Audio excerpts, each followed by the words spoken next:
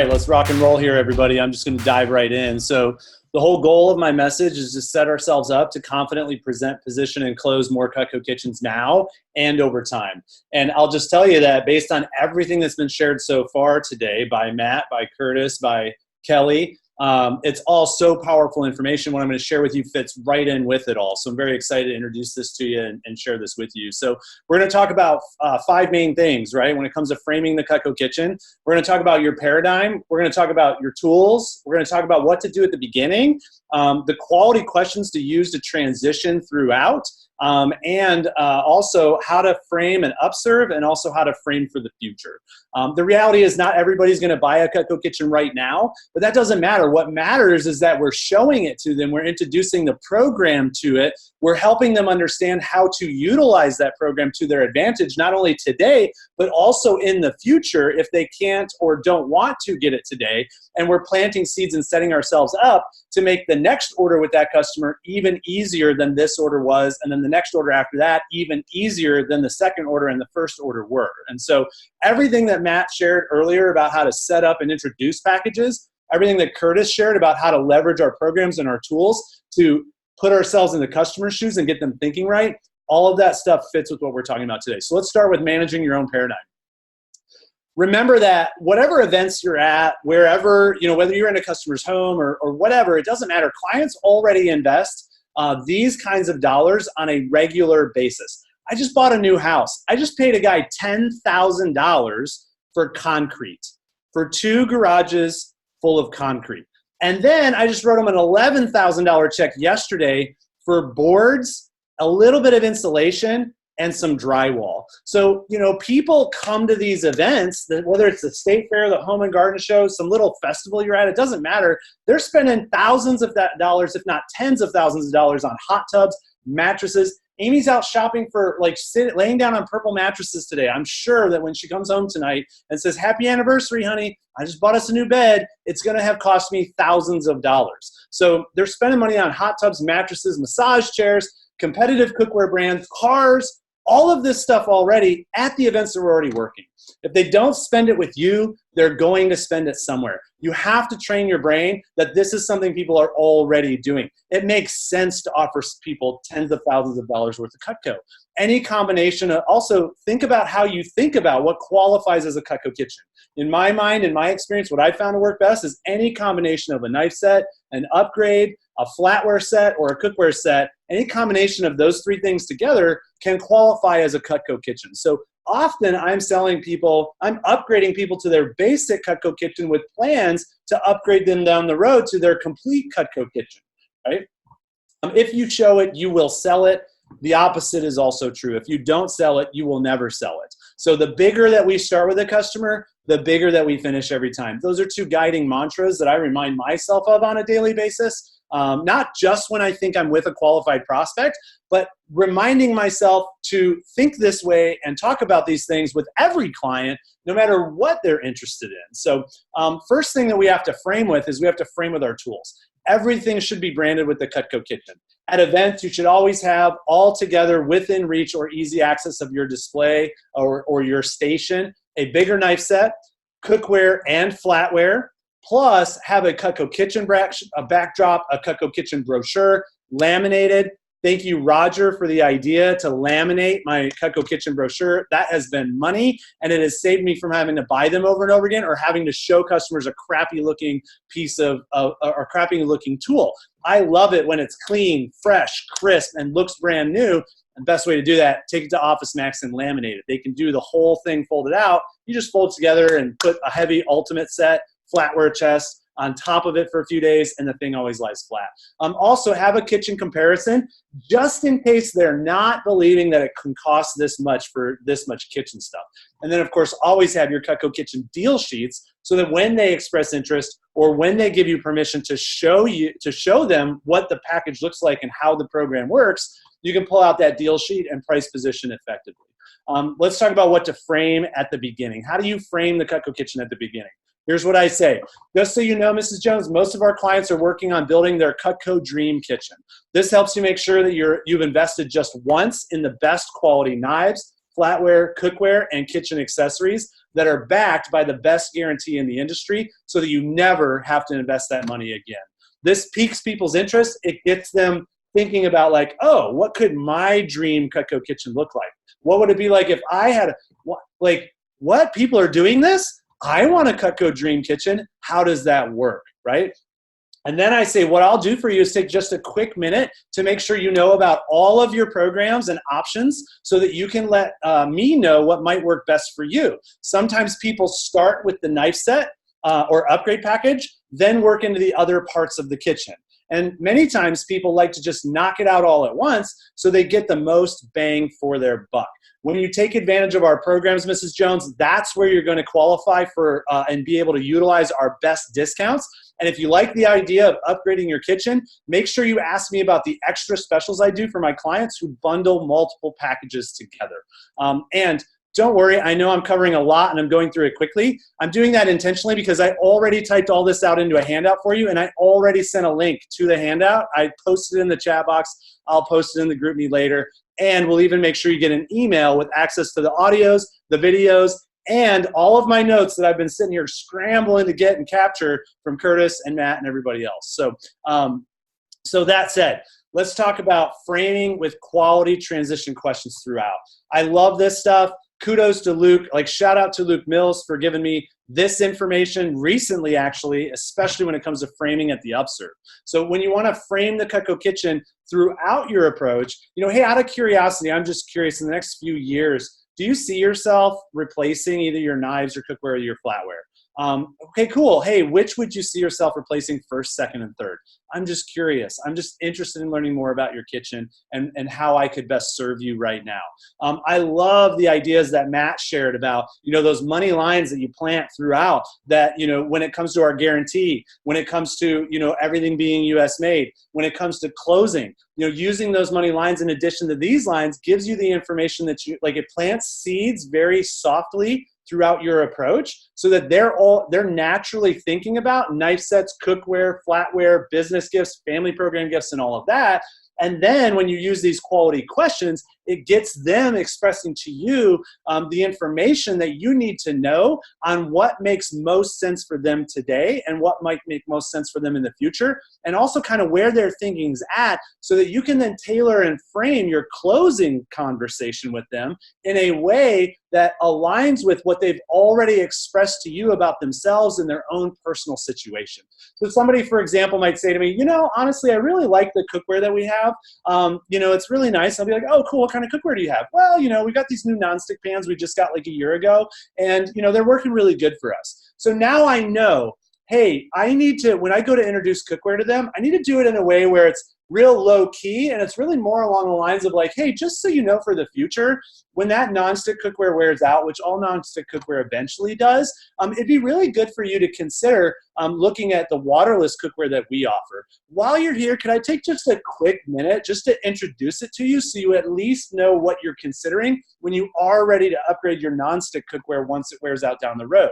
They say yes to that because it's a natural, low-key, soft, closed question that just gets me the permission I need to just introduce the concept of the cookware to them.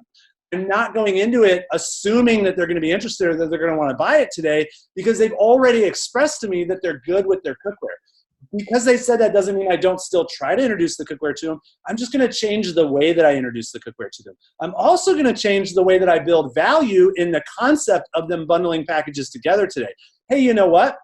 If you guys did decide at some point that you wanted, or if you did decide that you're really interested in the waterless cookware, what's really cool is I have a special program I do just for my clients who are in a similar situation where they just got some new cookware last year, and it's working fine right now because it's still new, but they also know that in the next 3, 4, 5 years, it's eventually going to wear out, and so they want to take advantage of our package deals and our discounts while they're here, but they're just not sure what to do with that old cookware.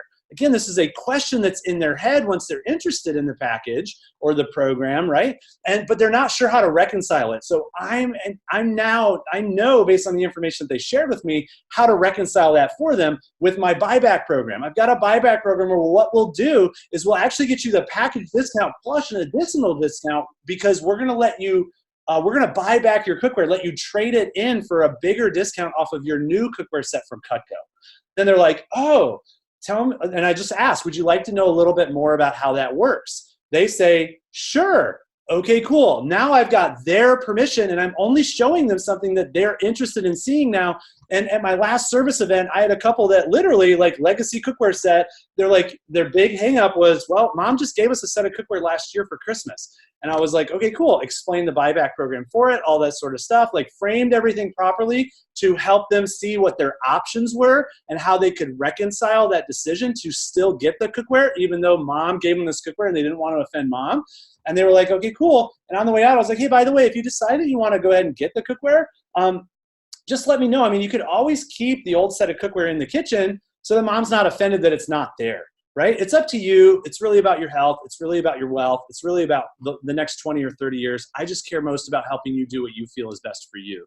And they were like, okay, cool. They placed like an order for an upgrade, and then they walked outside to their car with their knives, and then 5 minutes later, they walked back in, and they're like, you know what? We want to go ahead and get the cookware too, Josh. And the reason is because we know that it's best for us and our health, and that's what matters most. And you know what? When mom comes over, I was like, great, you want to take advantage of the buyback program, the additional discount? They're like, no, we'll actually pay you the extra couple $100 because we'll just keep the old cookware. And then that way when mom comes over, she isn't offended that we don't have her cookware in the cupboards. And I was like, oh my gosh, high five. That is such an intelligent idea. Where'd you come up with that? And it's just funny because it's exactly what I said to them earlier in a really low-key kind of like, nonchalant side comment sort of a way. And then it became their idea to be the reason that they wanted to come back and go ahead and get it now versus waiting till later and spending more on it down the road. So by asking the question, hey, which would you see yourself doing first, second, third? Would you see yourself or would you be open to replacing either your knives, cookware, or flatware in the next few years? That just opens the discussion and gives you insights into their brains and what they're thinking. Now let's talk about how to frame it the upsurge. And, I want to give get the credit card, then remember the game has just begun. Now it's time to maximize the value that they receive from this particular sales experience. And shout out to Luke Mills for these money phrases. I'm just going to plow right through them. So number one, convert a piece of the famous let go into a transition to get permission to show them more packages. It has to make sense why they should let you show the other packages. Hey, since I'm going to be your Cutco guy or gal from now on, it's always important to know what's next on your Cutco kitchen list. So there are the X, Y, and Z packages, and those will be the packages that complete your personal Cutco dream kitchen. Which package would you say would be the next one to add on to your collection for you, right? Then get permission to transition to showing them more. Well, hey, since that'll be the next package, is it cool if I take a quick minute just to show you what you'll want to know about for the next time you're ready to place an order? Again, really soft close, low key. You're assuming they're not going to add this package on until their next order, but we know that when they express interest in it, we've got the ways that we can utilize the programs and utilize the bundling discounts to help them get the best deal now, which will create urgency and incentivize them if they have the money to go ahead and just do it now instead of waiting until later and kicking the can down the road. And then have a 2-minute pitch for each package. Curtis just shared with you the probably 30-second pitch for each package, but you got to have that. You got to go where they show interest first, then show the other packages after that, just as part of helping them understand what their dream kitchen ends up looking like. Pique their interest in seeing what it would look like if they did bundle something today. Hey, by the way, what a lot of my customers love doing is double dipping on their discounts by taking advantage of our fair specials or whatever event it is, and getting our extra special bundle deals by just going ahead and knocking this package off the list right now by bundling it with their set or their flatware or their cookware or whatever other package they're already committed to. So, Mrs. Jones, if you're going to get it eventually, you might as well go ahead and get it today if it makes sense for you and your budget. And then get permission to price position just for fun. I mean, you can always tell me no, Luke, but just for fun, can I show you what it would look like to bundle that package with your blank now, with your knife set now, with your flatware now, with your cookware now? You don't have to say yes, but I think you'd be really happy at least see the savings, right? All that does is it gets the customer going, well, I should at least look. You can show me. That's all I need. Again, it's not about throwing a Hail Mary to the end zone and hoping they say yes. from the very beginning, it's about getting that next first down. It's about moving the chains. It's about getting 3 yards, then 5 yards, then 8 yards and a first down, and then getting 3 yards and 4 yards and 2 yards and getting that next first down. It's about doing everything you possibly can to get closer and closer and closer to the end zone until you're in the red zone. And once you're in the red zone, boom, now you've got your best chance at throwing that touchdown play or running that touchdown play. So get the permission to price position by using that soft question to just move a little bit forward. Then price position effectively, ask for the order, and expect that they're probably going to hesitate, say no, or something like that. And once they do, clarify what's holding them back, empathize with them, tie them into your goals and commitments, and make them feel super special. At that point, you can get permission for them to entertain another offer for you. And then you can do multiple things. You can double down on your offer by buying them some extra things to go along with the package. You can upserve them into the bundles deal that Curtis was just talking about and help them understand how doing the next package is going to get them the even bigger discount. You can promote 10 pays or 15 pays if that's what it takes. Kareem El-Tawanzi talks about how every single year after his State Fair season, 6 months later, boom, a whole bunch of thousands of dollars in CPO go through because of people who did 10 pays. And then boom, 6 months after that, a whole bunch more thousands of CPO goes through because of people who did 15 pays. Leverage the tools to your advantage. Worst case scenario, they don't do it today. And all that's happened is now you've done the work to generate all the interest, all the excitement for the future. So instead of seeming disappointed, get even more excited about the future that they have, because now you've identified all the packages that they're most excited about that make up their Cutco Dream Kitchen. Are you facilitating the conversation? Are you kind of leading the discussion? Are you controlling what they're looking at based on the questions that you're asking, where and when you're asking them, how you're framing things? Yes, absolutely. That's your job. It's in the best interest of the customer to do that. But ultimately, in the end, it ends up being their idea to be interested in this. When they come back next year or they call you during your next sale, it's their idea to advance their Cutco kitchen and by investing in the next package. So let's talk about how to frame for the future, right? So when we get to that place where they've either bundled the packages together, but they haven't gotten the whole kitchen and they are interested in the rest, or they're just going with the one thing they committed to today and maybe a couple more gifts or maybe a couple more sets on the family program or something like that, but they're interested in the future of the flatware and the cookware and stuff and the accessories and completing their dream Cutco kitchen. Well, here's what I say. Hey, you know what, Curtis? What most of my clients do is come back each year and add on the next package on their list. Or many times they'll actually get one of my emails or texts when I'm running a sale and call me to get their next package going for them. Would you like me to add these to your wish list? Yes. Great. And when do you think would be a better time for you to consider making the investment in those packages? Whatever they say, I write it down. Okay, awesome. What would be the first package you'd add on next? What would be the next package after that? Okay, cool. So then the last package would be blank, right? All right, great. Well, hey, would you like me to follow up with you then in case I have any specials going on? Great. I mean, why would they say no? It's a yes question, right? Hey, do you want this on your wish list? Yes. Great. When would be a better time for you to consider making this investment? This time. Okay, awesome. And what would be first, second, and next, and last? Okay, great. So based on that, I'm just curious. If I end up having a special around that time, do you want me to follow up with you then? Of course I do, Josh. If I can get the package that I'm already planning on getting for a really great discount at the time I think would be a better time for me to get it, of course I want you to follow up on that. That's not what they say, but that's the feeling that they have, and that's the feeling that we want. Okay, cool. Hey, I don't want to make any assumptions, so here's what I'll do. I'll make sure to do that for you, just so you know. And now I can frame towards emails and text messages and my sale promotions, and I can start planting seeds for all of that stuff so that they know the clear expectations they should have on the follow-up I'm going to have with them. And that's just me using the famous let go to create clear expectations about your follow-up programs. That's all you have to do.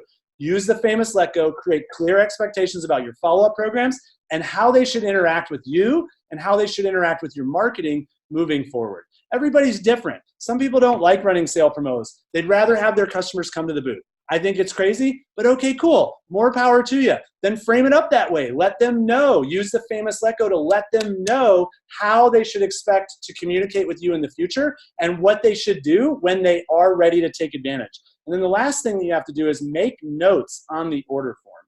Make notes on the order form, then set up their wish list, and then set up the follow-up tasks in your CRM and add them to your hot list. And next thing you know, you're off to the races. 6 months later, you get an email that says, hey, you have this task set to call Sally Jones back about the flatware package and the cookware package that are on her wish list. Bam, you call Sally Jones back and follow through on that promise that it was her idea to have you do. And next thing you know, she's ordering that flatware. If not today, within the next couple of weeks or the next couple of months for sure. I've closed so many Cutco kitchens in the last 3 or 4 years over the phone from my desk. I've even had my assistant close Cutco kitchen upgrades just because we have those tasks set and those people on the hot list, and then we're following up with those people, and whether now's the right time or they need us to wait a little bit longer, it's that consistent quality follow-up that we do based on them giving us permission to do it that ends up resulting in us getting the order. So make notes on the order form, set up their wish list, set up the task, add them to your hot list, and you're off to the races. And remember, you also have to develop your skills with each of the packages, each of the programs that make up the Cutco kitchen and beyond. It's important to be able to confidently and comfortably present each package, each program, ask questions about each package and each program, and handle objections about not just the kitchen, but any of the packages within the kitchen. So do the work to study the best practices in the masters, study the audios, study scripts, study videos, go cross-training, do whatever it is you need to do to help you learn best, and then do the work to practice. And you'll be selling Cutco kitchens like crazy. That's what I got. Awesome, awesome, awesome. Thank you, Mr. Mueller. And actually, we are bouncing back to Josh because he's going to give us info on our next call. So great. So just remember, everybody, that the next call is actually next week, same day, same time, same place, same Zoom code. We definitely want you to start forecasting your goals. I'm assuming most of you have already done that, but some of you probably haven't yet. So go review the All-Star Report and the event summaries. It's in your email. It's the past stats email that we sent to you. Get it written down, visualize your goals, and I want to challenge you and empower you to share it in the group meet. That way we can all celebrate each other. I know what my goals are for the state fairs. I hope you know what your goals are. I'm not afraid to share them. I want you to be confident and comfortable sharing your goals as well. These calls are going to be part of the success equation that sets you up to achieve those goals. What is the number one thing you're doing this week to set yourself up to consistently promote and close packages? In case you didn't notice, today's call, the theme was package focus, right? It's been all about packages and programs. So get it written down, and I want you to post in the group me your number one commitment to set yourself up to consistently promote and close package deals once this call is wrapped up. Next call is August 28th at 4 p.m. Eastern, 3 p.m. Central, 2 p.m. Mountain, 1 p.m. Pacific. You should all already have it in your schedule. We've got 5 speakers scheduled for next week's call. Chelsea, Calvin, Seth, myself, and Luke Mills, talking about the advanced fundamentals that will ensure you maximize your sales with each type of client that you see at each of the fairs. That's what I got.